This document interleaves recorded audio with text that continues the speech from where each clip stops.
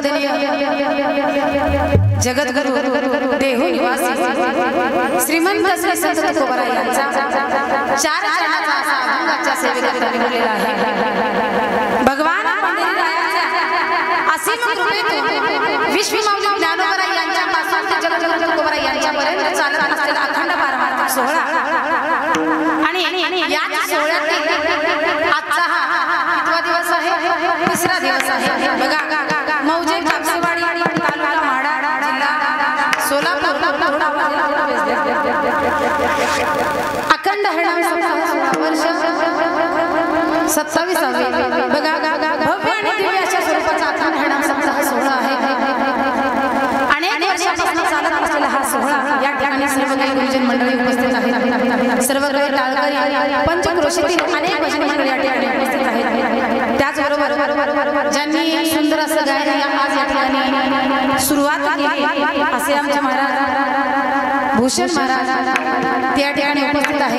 त्याचबरोबर कापसेवाडीला दुसरं कीर्तन आहे माझं। जेव्हा पाठीमागे कीर्तनाला आले त्यावेळेला सुद्धा त्या महाराजांनी सुंदर अशी साथ दिली। अशी महाराजांची धनुबाबा गद सुंदर असं त्यांचं पाठांतर आहे, गायन आहे। सगळे गुरुजन मंडळी या ठिकाणी उपस्थित आहेत आणि सर्वांच्या उपस्थितीमध्ये हा सुंदर असा सप्ताह सोहळा पार पडत आहे।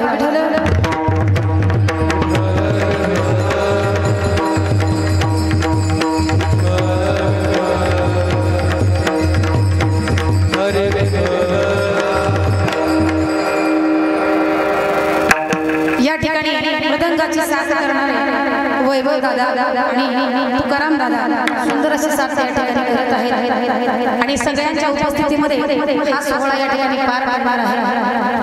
हे बघा 150 किलोमीटर लांब पर्यंत आलो कीर्तनासाठी। महिला मंडळ कीर्तन किती वाजता चालू झालं? किती वाजता? तुलाच माहिती आहे किती वाजता चालू झालं? 9 ते 11 टायमिंग बरोबर। गायक चांगले आहेत, मृदंगाचार्य चांगले आहेत, या ठिकाणी सुंदर असे भजन करणारे भजन मंडळ या ठिकाणी उपस्थित आहेत। म्हणून मला असं वाटतं बरं का, मला असं वाटतं शिंदे महाराज की कीर्तन 12:30-1 पर्यंत चालू ठेवा। कुणाची काही अडचण? महिला मंडळ कुणाची काही अडचण? 1 पर्यंत 100% नंतर म्हणू नका कोण आपल्याला छाया द्यायला हा चालू ठेवायचं का? ठीक आहे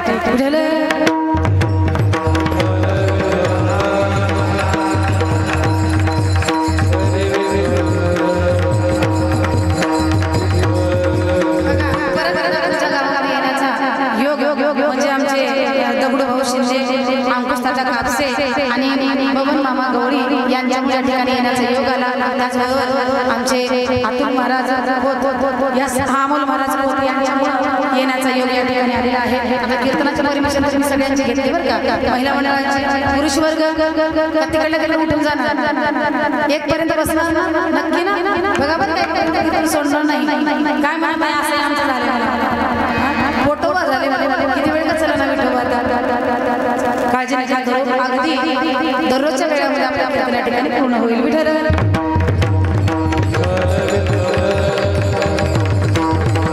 सर्व महिला मंडळांना असेल जेव्हा भजन चालू होईल त्यावेळेला टाळी वाजवायची नाही, कळतंय ना? माझी भाषा कळते का तुम्हाला? महिला मंडळ लखाच म्हणावं लागेल। ज्या ज्या वेळेला भजन चालू होईल त्या वेळेला बिलकुल सुद्धा टाळी वाजवायची नाही। बरोबर आहे? बरोबर आहे? काय बोला भजन ज्या ज्या वेळेला चालू होईल सगळ्यांनी टाळी वाजवा, भजनाचा सगळ्यांनी आनंद घ्या। कारण कीर्तनकाराने मृदंगाचार्याने गायकानेच आनंद घ्यायचा नाही, सगळ्यांनी मिळून या कीर्तनाचा आनंद घ्यायचा आहे।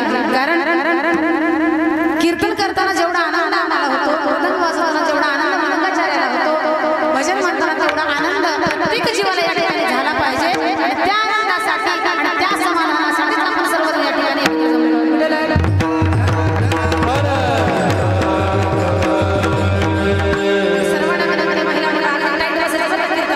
बिलकुल हालायचं नाही, कीर्तनातून कधी उठून जायचं नाही। जायचं तर अपराध महिला जायचं तर अपराध जा, पण कीर्तन चालू झालं आणि त्याच्यानंतर आरती होईपर्यंत चालायचं।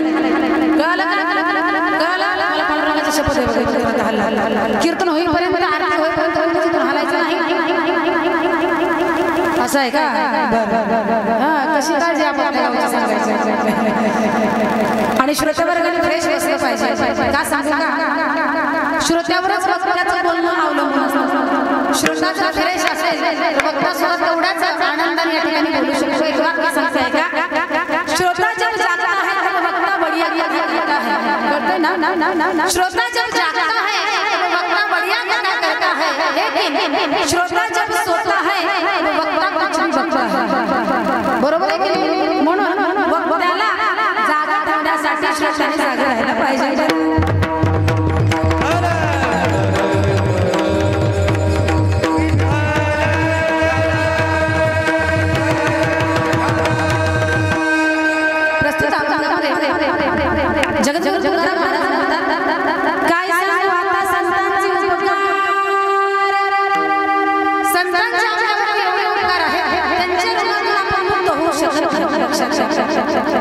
संतांचे उपकार आहेत. काय सांगू आता? संतांचे उपकार रोज निरंतर जागा निरंतर जागा करण्याचं काम करतात तर संत करतात. एवढंच नाही, गौराई पर म्हणतात काय द्यावे असे भावे उपराई ठेवी तो हा पायी घोडा.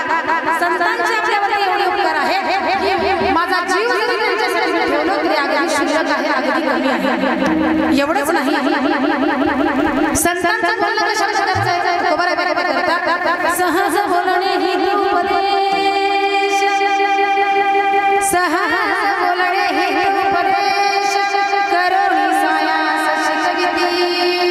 असं बोललं आहे. सहज बोलणे ही उपदेश. संतांची वाणी अशी आहे, सहज बोलतात, उपदेश करतात आणि ऐका. जर नाही समजलं तर करुणी सायास शिकविती. अनेक प्रयत्न करतात आणि या जीवाला चांगल्या मार्गाला लावण्याचं काम संत 100% करतात. म्हणून तुकोबाराय म्हणतात काय ठेवी तो हा भाई जीव थोडा. याच्या पुढे जाऊन तुकोबाराय सांगतात की बघा संतांचा स्वभाव कसा आहे. ज्याप्रमाणे एखादी गाय आपल्या वासरावरती ममत्व दाखवते, ज्याप्रमाणे एखादी माय आपल्या लेकरावरती ममत्व दाखवते, तसं संत तुमच्या नामच्यावरती ममत्व दाखवतात. म्हणून तुकोबाराय म्हणतात तुका म्हणे वत्स धेनुवेची चिठी तैसी मजेरी सांभाळीत. म्हणून काय ठेवी तो हा भाई जीव थोडा. अभंगाचा सरळ सरळ भावार्थ अशा प्रकारचा आहे. विस्तृत चिंतन पुढच्या 1 तासामध्ये आपल्याला पूर्ण करायचं.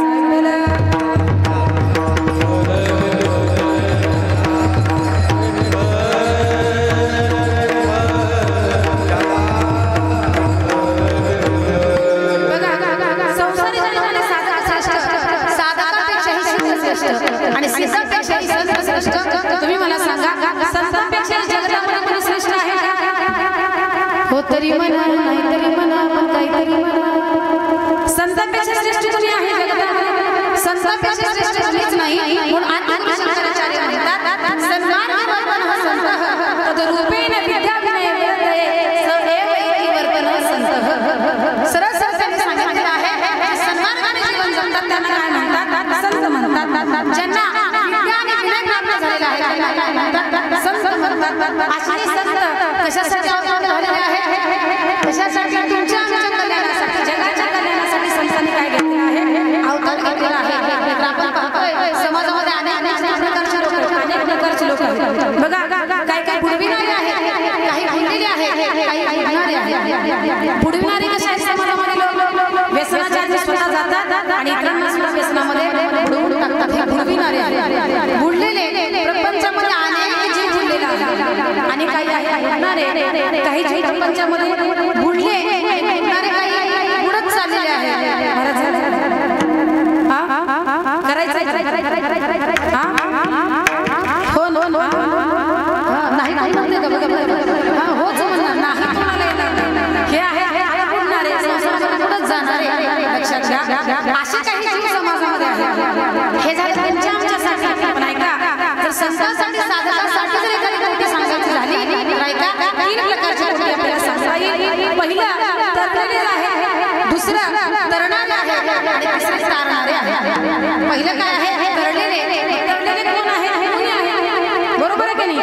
मुनी मुक्त झाले भेने गर्भवासा आम्हा विष्णुदासा सदवतो. तरलेले मुनी आहे. तरणारे कोण आहे?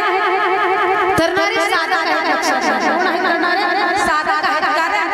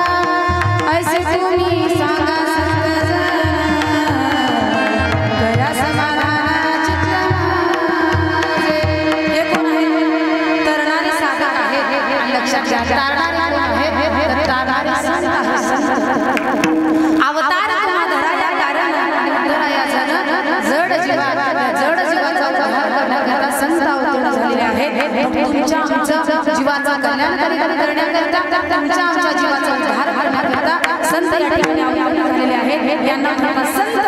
आणि या संतांचा विशेष उपकार आहे. सांगत असताना म्हणतात या संतांचे आपल्यावरती एवढे उपकार आहे, यांच्या उपकारातून आपण मुक्त होऊ शकत नाही. म्हणून तुकोबाराने व्यक्त केलं काय अभंगाच्या पहिल्याच्या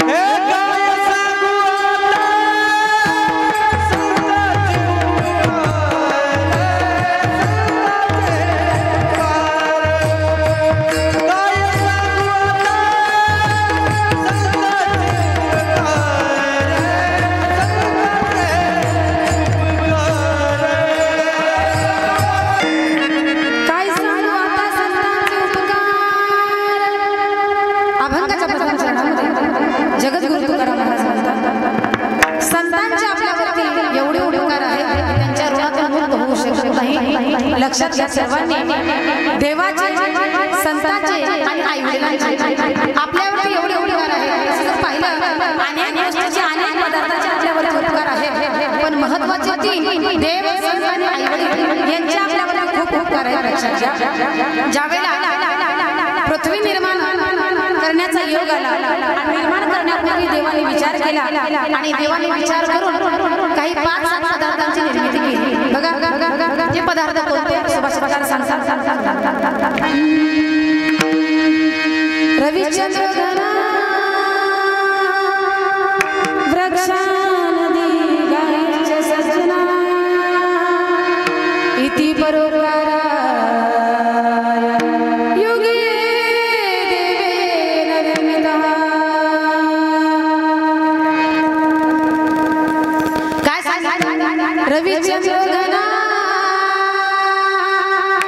वृक्षानदी गायीचे सजना इति परोपकारा युगे देवेन निर्मितः. रविचंद्र घना, रवी म्हणजे सूर्य, चंद्र हे 5-7 पदार्थ असे आहेत की तुमच्या आमच्या उपकारासाठी भगवंताने निर्माण केलेले आहेत. बघा सूर्याचा काय उपयोग आहे मला माहिती आहे. सूर्यापासून ते जीवनसत्व आपल्याला मिळत असतं. बरोबर आहे. अगदी ते पण फ्री मिळत असतं तरी सुद्धा आपण ते घेत नाही. तर लोकांना सवय पडली जे जे फ्री आहे, जे हिताचं आहे, जे कामाचं आहे ह्याची सवय का आपल्याला. हिताचं कामाचं आपल्याला जर फ्री असेल, कामाचं घ्यायची सवय नाही, बिनकामाची घ्यायची सवय. ऐका सूर्यापासून जीवनसत्व मिळत असतात ते आपल्या हितासाठी असतं. त्याचबरोबर रवी चंद्रापासून शीतलता आपल्याला प्राप्त होते. घना म्हणजे मेघ, पावसाच्या अनेक तुम्हाला मला माहिती आहे. पण कधी कधी अति पाऊस झाल्याच्या नंतर कामाचा असतो, बिनकामाचा असतो. यावर्षी असा पाऊस आहे, अति पाऊस आहे, बिनकामाचा आहे. लक्षात घ्या. कधी कधी अति वाढ नाही का. पावसाशिवाय काही होत असतं का. पावसाशिवाय काही होत नाही, पाण्याशिवाय काही होत नाही. पाणी सुद्धा जीवनामध्ये महत्वाचं आहे. वृक्ष पुढे सांगितलं वृक्षाचे सुद्धा अनेक फायदे आहेत. वृक्ष लावल्यामुळे आपल्याला ऑक्सिजन व्यवस्थित मिळत असतं. लक्षात घ्या. म्हणून वृक्ष लावणं फार महत्वाचं आहे. आपणच म्हणतो की नाही. बघा शाळेवरती वगैरे लिहिलेलं असतं झाडे लावा. हा जरा बोलत चला तुम्ही असं कसं जाऊ. तुम्ही बोललं की जरा मला बरं वाटतं. हा वा इथं हुशार कार्यकर्ते. झाडे लावा, झाडे जगवा सांगितलेलं असतं. वृक्ष सुद्धा महत्वाचं आहे. याच्यानंतर गाय, नदी आणि गाय. नदी सुद्धा महत्वाची आहे आणि गाय काय महत्वाची आहे मला माहिती आहे. गायीचे अनेक फायदे. बरोबर आहे महिला मंडळ. बरोबर आहे की नाही. गायीपासून आपण दूध काढतो. जे तूप आहे ते तूप शरीरासाठी चांगलं आहे का वाईट आहे महिला मंडळ. मोठ्याने बोला. चांगलं आहे का वाईट आहे. चांगलं आहे. बघा तूप आपण कसं तयार करतो. त्याची प्रोसेस काय, कसं तयार करतो आपण. दूध घेतो, दुधाला विरजण लावतो. बरोबर आहे की नाही. विरजण लावून त्याचं काय होतं बोला महिला मंडळ. काय होतं. दही. दह्याच्या काय करतो. डायरेक्ट तूप तयार करतो. दह्याला घुसवण करतो. त्याचं काय निघतं. लोणी. चांगलं माहिती. लोणी आणि लोणी कडवल्याच्या नंतर काय निघतं. तूप निघतं. ऐका हे जे तूप आहे पण हे तूप म्हणजे सार आहे. बरोबर आहे. तुमच्या आमच्या शरीरासाठी तूप हे सार आहे. मला सांगा अनेक जण जे सार आहे जे चांगले आहे घेतात का. महिला मंडळ बोला घेतात का. घेत नाही. लक्षात घ्या. बघा अनेक जण मंडळी असे आहेत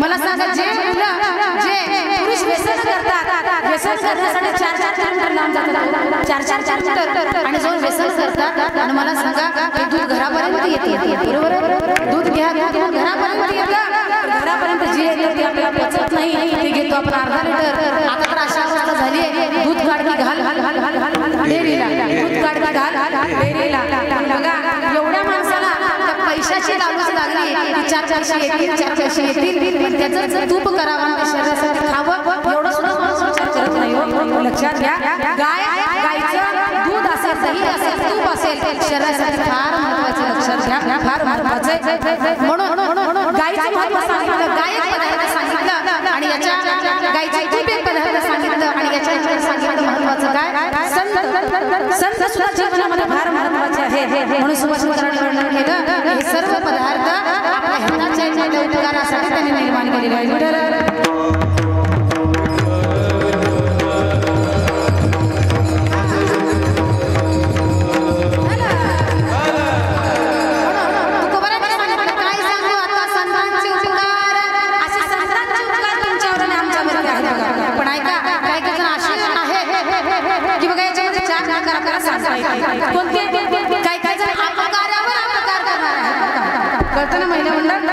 काही जण अपकारावरती अपकार करणारे आहेत काही जण उपकारावरती उपकार करणारे आहेत काही जण उपकारावरती अपकार करणारे आहेत लक्षात घ्या आणि काही जण अपकारावरती उपकार करणारे हे 4 वर्ग सांगता येतील पहिला वर्ग मी तुम्हाला सांगितला अपकारावरती अपकार करणारा वर्ग आणि उपकारावरती उपकार करणारा वर्ग म्हणजे ऐका पांडवांच्या राजश्री यज्ञातील एक शिष्य खाल्लं होतं त्याची परतफेड करण्यासाठी त्या उपकारातून मुक्त होण्यासाठी अर्जुनाचा नाना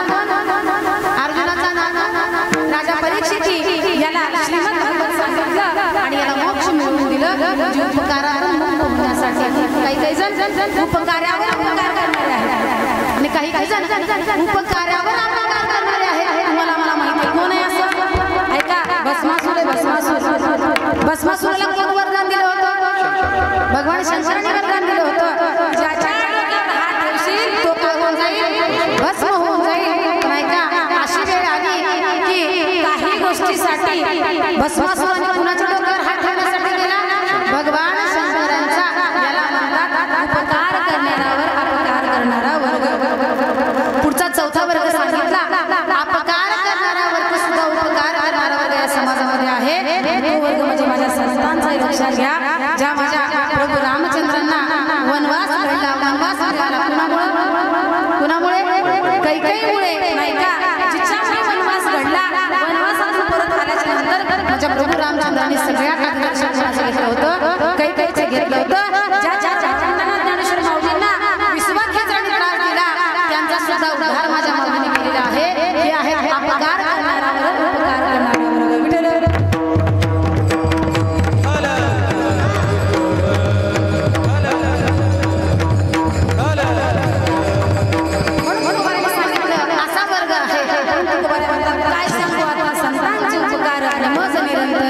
जागृती एवढे उपकार संतांचे आपल्यावरती आहेत नाही का निरंतर जागा करण्याचं काम कोण करतं संत करतात कसं जागा करतात वाईट मार्गाला चाललो सर्व मार्ग सांगतात आणि काय सांगतात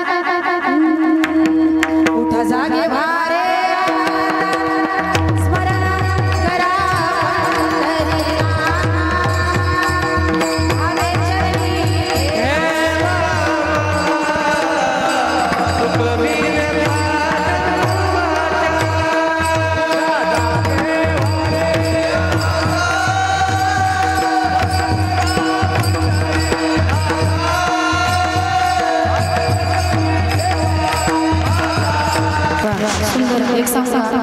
आपला वारकरी संप्रदाय एवढा श्रेष्ठ आहे बघा वारकरी संप्रदायातले संत श्रेष्ठ आहेत ज्या संतांनी तुमच्या आमच्या उद्धारासाठी अनेक साधने निर्माण केलेली आहेत ते संत खूप श्रेष्ठ आहेत तुम्ही आम्ही भाग्यवान होतो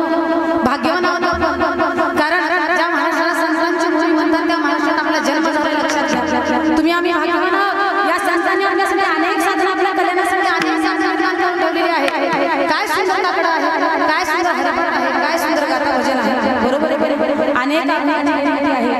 अनेक अनेक भजन आहेत त्याच्यामध्ये वेगवेगळ्या संतांनी वेगवेगळी मांडणी करून ठेवलेली आहे काय सुंदर काका तुम्ही आम्ही अनुभवतोय त्या काकाच्या चाली ऐकायला नुसतं ऐकत बसावं ऐकत बसावं चला थोडंसं आपण काकड्याकडे जाऊ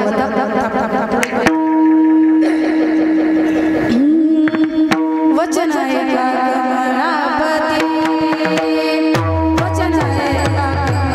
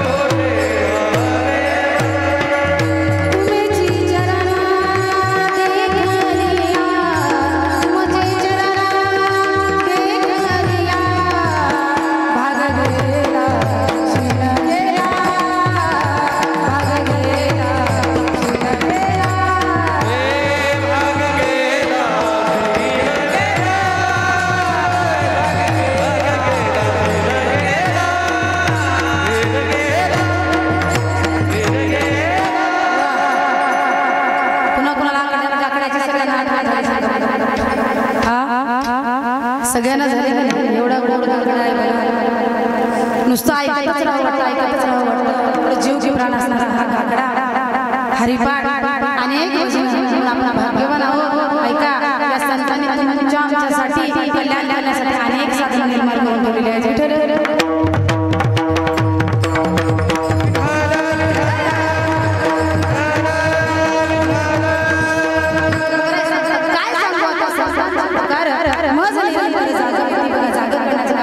केलेलं आहे. एवढंच नाही, पुढे सरसानी सांगितलं की यांच्यासाठी मी काय ठेवू, माझा जीव जरी ठेवला तरी कमीच आहे.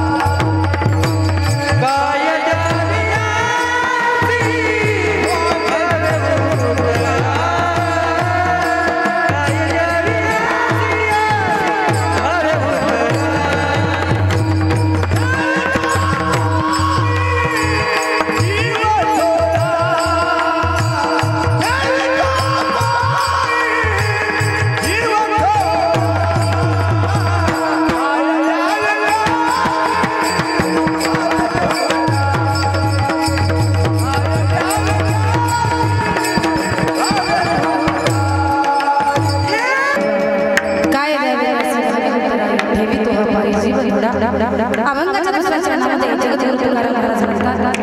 संतांसाठी माझा जीव जरी तरी कसा आहे, अगदी कमी आहे. लक्षात घ्या, संतांच्या आपल्यावर किती उपकार आहे. संतांनी चांगला मार्ग दाखवला. आपण आषाढी वारी करतो, इथं बसवारी कोण कोण आषाढी वारी करतो, हात वर करा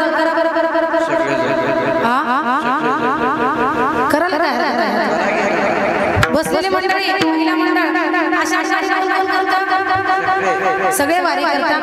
हे बघा, त्या वारीचा अनुभव, त्याचा अनुभव गेल्याच्या जेव्हा आपण वारी परत आलो, बघा एक महिना आमचं मन लागलं नाही. एक महिना एवढं सतत नामचिंतन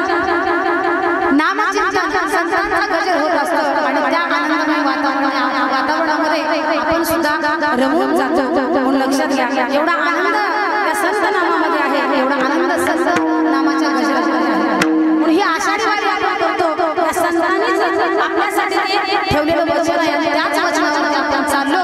म्हणून संतांच्या आपल्यावरती खूप खूप कार्य संतांची काय ठेवी तो हा पायी जीव थोडा जीव जरी कमीच आहे.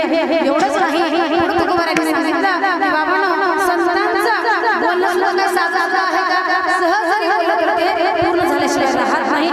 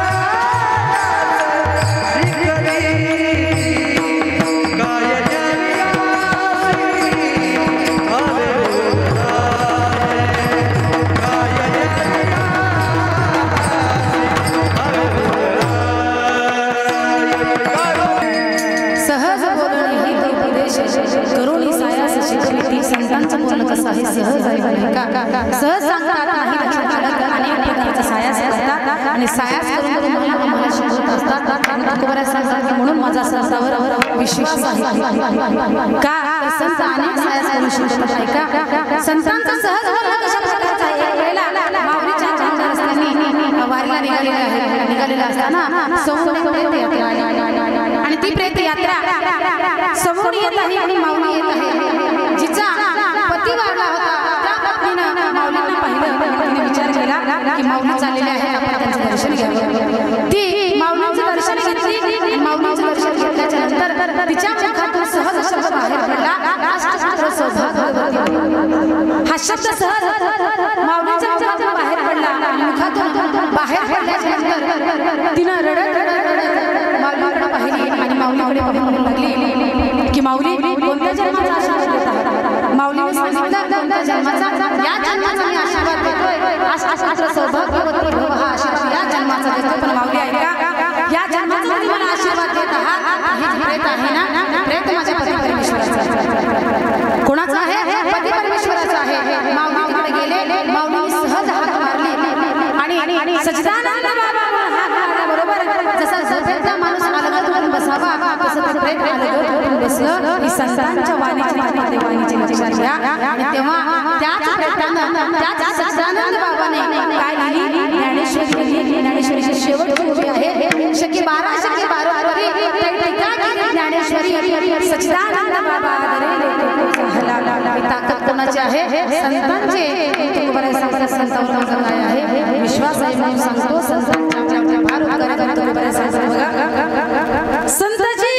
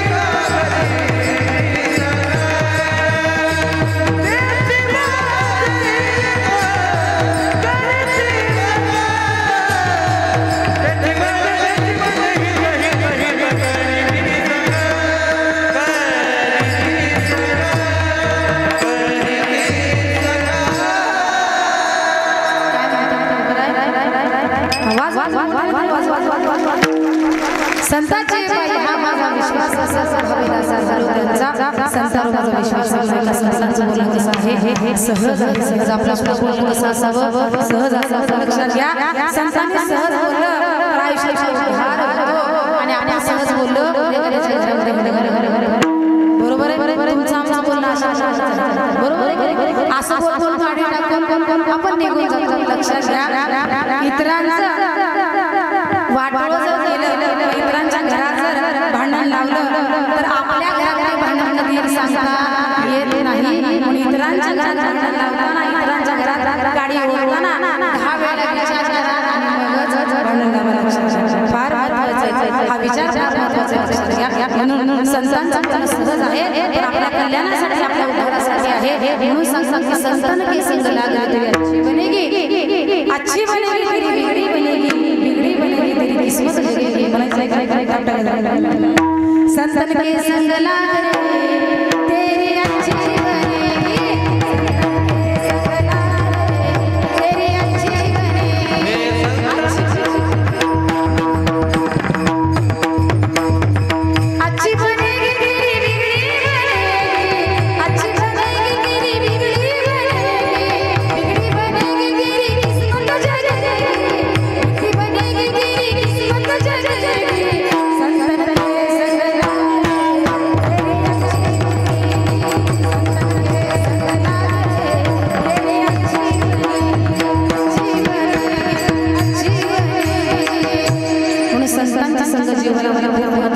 वारंवार सर्व संतांनी सांगितले संतांची संगत करा ऐका चुकीच्या माणसाची संगत कधीच करू नका कारण संतांच्या चांगल्या मार्गाची माणसांची संगत जर केली तर आयुष्याचे कल्याण होत असतं चुकीच्या मार्गाची जर संगत केली तर आयुष्याचे वाटोळ होत असतं लक्षात घ्या म्हणून एखाद्या गावाला मित्र असेल एखाद्या गावाला मैत्रीण असेल गावामध्ये अखंड हरण सप्ताह चालू आहे तिनं सप्ताहाला नको आपण बाहेर फिरायला जाणारी मैत्रीण असावी तसा मित्र असावा गावात सप्ताह चालू आहे म्हणणारा मित्र असावा याचा विचार तुम्ही करावा आणि मग मैत्री करावी लक्षात घ्या म्हणून बरेच सांगतात सहज उपदेश काय हे सांगत असताना तुकोबारायांनी नंतर सांगितले संत आईबाईंसारखे आहे हे पाहण्याच्या आधी आपलं सुंदर असं भजन करू सगळ्यांनी हात चला लवकर पुरुष वर्ग सांदेला गोंधीला कट्ट्यावर वट्ट्यावर वर खाली अंतरात उजाडात मागे पुढे बसणाऱ्यांनी सगळ्यांनी हात वर करा छत्रपतीचे मावळे करा हात वर केले का सगळ्यांनी हात वर हा माझ्या पाठीमागे सगळ्यांनी सुंदर भजन करायचं बरं का हात वर केले एक थांबा 15 मिनिट भजन चालते का महिला मित्र हात वर हात खाली घ्यायचं नाही चला एवढं सुंदर या ठिकाणी वातावरण आहे आणि या वातावरणामध्ये मनापासून सगळ्यांना भजनाचा आनंद घ्यायचा भजनाचा आनंद आलं का लक्षात थोडं इकडे थोडं हात शाळेत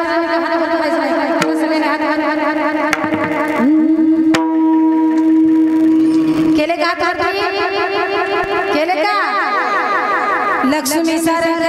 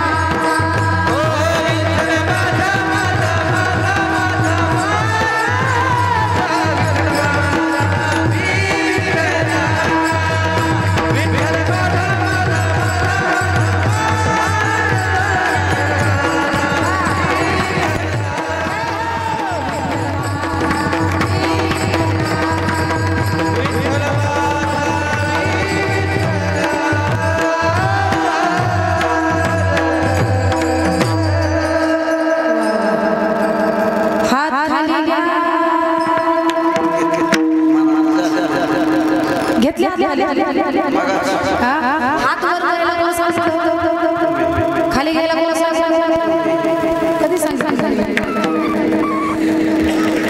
फार आवड आहे कसं माहिती आहे माऊलीने ज्ञानेश्वरी देऊन ठेवलेलं आहे जे चांगलं लोकांना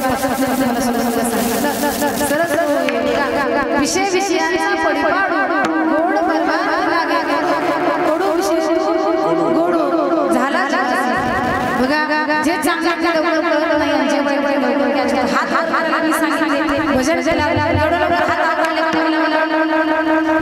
हा पहिला मला चांगला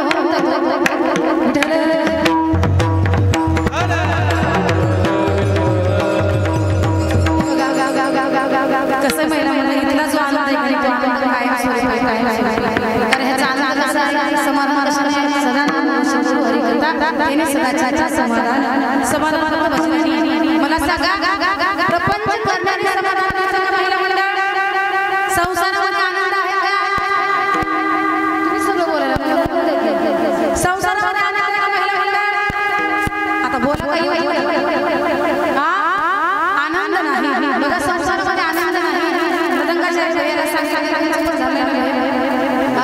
तुमचं मी करायचं संसारामध्ये आनंद नाही तुम्ही आम्ही सांगतो आणि सांगत आले तरी सुद्धा आमच्या मृदंगाच्या वेळेला मस्त मस्त करायचं एवढं तर मला जात ऐका संसारामध्ये आनंद नाही संसार कसं आहे माहिती का दुःखमुळे तुम्हाला मला माहिती संसार कसं आहे दुःखमुळे कशावर म्हणतात बघा एक सासरवाडीला गेल्याच्या नंतर सगळ्यात जास्त आनंद असतो जावयाला ह्या बात आहे तुमच्याकडे सासू असतो आमच्याकडे सासू सासू आनंद होतो जावयाला सासरवाडीला काय करू जावयाला सांगता सासूबाई मागच्या वेळेला पुरणपोळी केली होती ह्यावेळेस नवीन काहीतरी करा काय करू विचार केली जावयाला सांगितलं बसा 20 मिनिटांमध्ये मला पदार्थ बनवून खाण्यासाठी गेली स्वयंपाकघरामध्ये बघा महिला ज्वारी घेतली थोडंसं गव्हाचं टाकलं आणि त्याला म्हणजे फेटली आणि फिरून त्याचा पदार्थ तयार करायला सुरुवात केली त्याचं काय असतं सगळं पुरुषांनाच माझं स्वयंपाक स्वयंपाक 12 महिन्याची दीडी करतात आणि त्या दीडी सोबत काय खात असतात बोला की बोला ना दही हाय का नमुना दही गुळवणी सोबत दही यांना कोण दिलं दीड्यासोबत गुळवणी खातात दीड्यासोबत रस बरोबर आहे की नाही आमच्याकडे करतात तुमच्याकडे दही घरी मला माहिती झालं कारण काय काय भागामध्ये भाषा सांगणं असतं बघा एकदा कार्यक्रम जेवायला बसल्याच्या नंतर एका ताई जवळ आल्या जेवण सुरुवात करणार म्हणलं काय म्हणे तुम्हाला चटका देऊ चटका मी म्हणलं चटका नको बाई म्हणलं चटका ते गेले थोड्या वेळाने चटका ठेसा तुमच्याकडे काय चटका चटका म्हणतात चटका म्हणल्यावर मी आधी नको बघितलं नंतर खायला घेतली जास्तीची भाषा काय सांगते महिला मंडळ आता यांच्या आवडीचा विषय बोलणं चालू होतं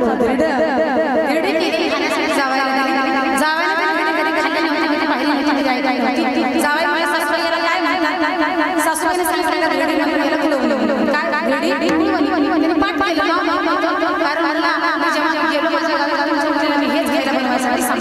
केला पाठ पाहिला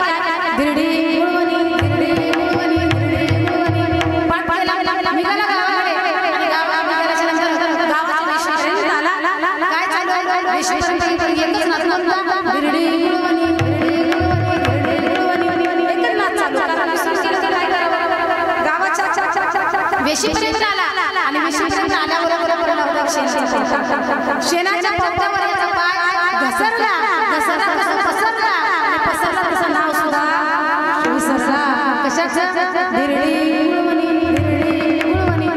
नाव विसरला गेला घरी गेल्यानंतर बायकोला सांगितलं अगं तुझ्या छान पदार्थ खाण्यासाठी केली होती हो का काय केली होती अगं त्याचं नावच मला आठवत काय केली होती नाव बनव म्हणता ती पण नक्की हो कमीत कमी त्याचं नाव मला सांगा बनवायचं होतं माझे अगं नाव मला आठवत नाही असं म्हणता यायला आला राग आणि रागामध्ये याने काठी आणि बदा तिला मारायला सुरुवात केला आता ससुला जर असं काय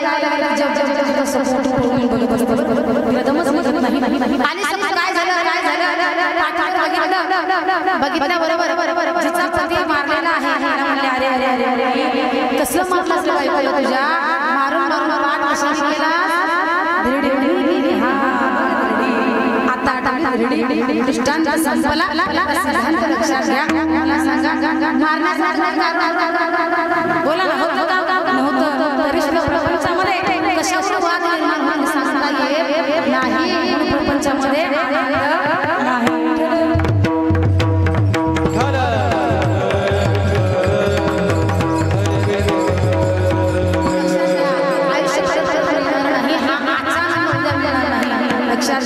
आपण जे माझं करतोय ना ते माझं काय नाही आपल्याला 100% काहीच नाही कारण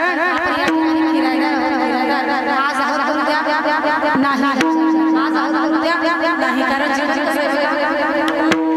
जिंदगी एक घर है जिंदगी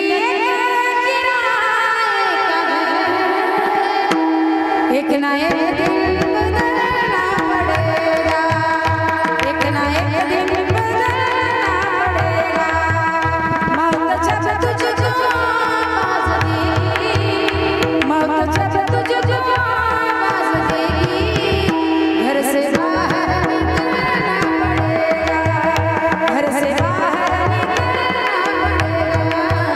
घर से बाहर निकलना पड़ेगा घर से बाहर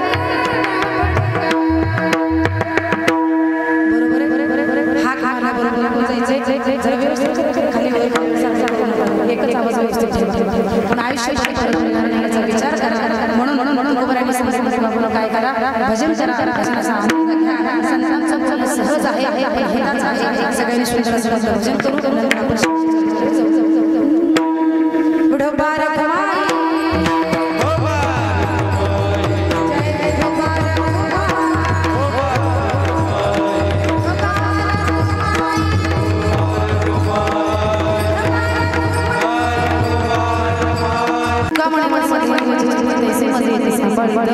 अभंगाच्या शेवटी ज्याप्रमाणे गाय संत मामा माया राबतात म्हणून काय अभंगाचा सरळ भावार्थ झालेला आहे जाता जाता काही गोष्टी ठिकाणी सांगण्याचा प्रयत्न करेन आयुष्यामध्ये कधी कोणाचं सुरुवातीला सुद्धा सांगितलं कारण करता चांगलाच करा कोणाचं वाईट करू नका